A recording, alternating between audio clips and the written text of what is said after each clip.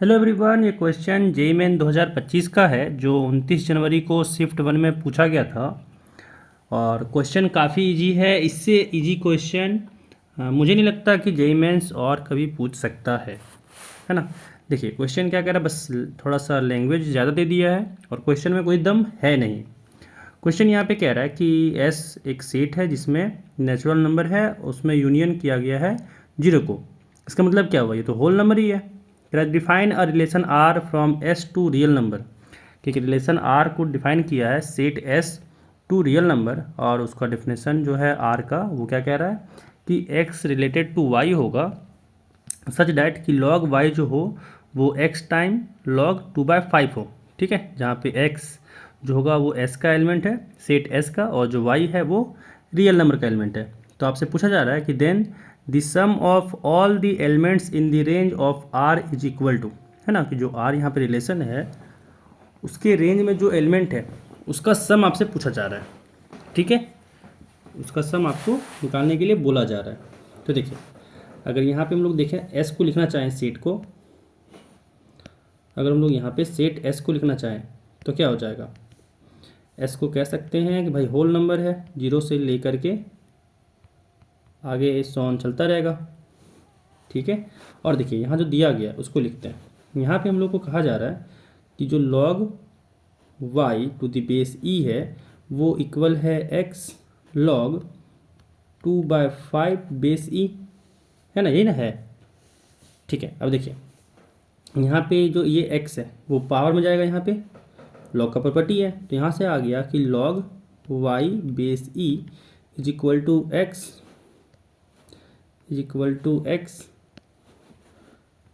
Sorry x को power में ले जाते हैं, x को सामने लिख के कोई फ़ायदा तो है नहीं। ठीक है ना, तो यहाँ से क्या हो जाएगा log 2/5 बेस में e पावर x। ठीक है, आप लोग आप लोगों के कौन कौन ऐसे हैं जिनका पेपर में ये क्वेश्चन आया था, है ना। कोई तो 29 जनवरी के शिफ्ट 1 में पेपर वाले होंगे। एंड आप लोग बताएं कि आप लोग कितना टाइम ये क्वेश्चन कंप्लीट कर दिए थे। कमेंट में बताएं कि आप लोग कितना टाइम लगा था आप लोगों को कि इस क्वेश्चन को सॉल्व करने के लिए, है ना। मुझे लगता है कि 2 मिनट आप लोगों को भी नहीं लगा होगा। चलिए क्वेश्चन वापस आते हैं। तो यहाँ पे अगर देखें दोनों तरफ से लॉग हट जाएगा, दोनों तरफ से यहाँ पे लॉग हट जाएगा, है ना। तो यहाँ पे क्या बचा, यहाँ पे आप लोग को आया y is equal to 2/5 power x, है ना।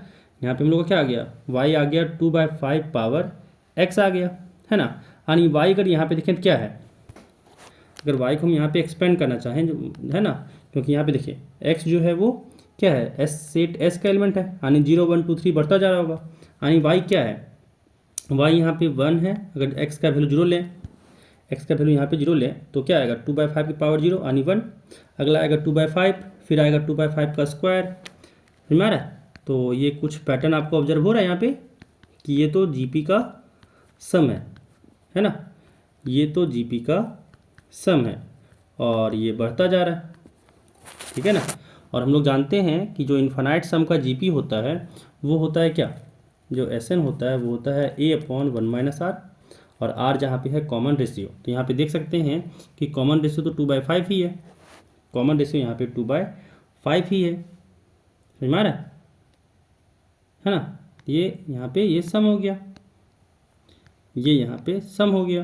तो सम कितना हो जाएगा, यहाँ पे फॉर्मूला होता है, पुट करते हैं, a यहाँ पे 1 है, बाय में 1 - r होना है यानी 2/5 होना है। ठीक है, सॉल्व करते हैं, क्या आ गया 1 अपॉन, यहाँ पे एलसीएम लिए तो 5 हुआ, और यहाँ पे 5 × 1 5 माइनस यहाँ पे हो गया 2, यानी यहाँ पे अगर ये देखें तो पलट जाएगा, यानी यहाँ पे हो जाएगा 5/5 - 2 3, यानी जो सम था वो कितना आ गया 5/3।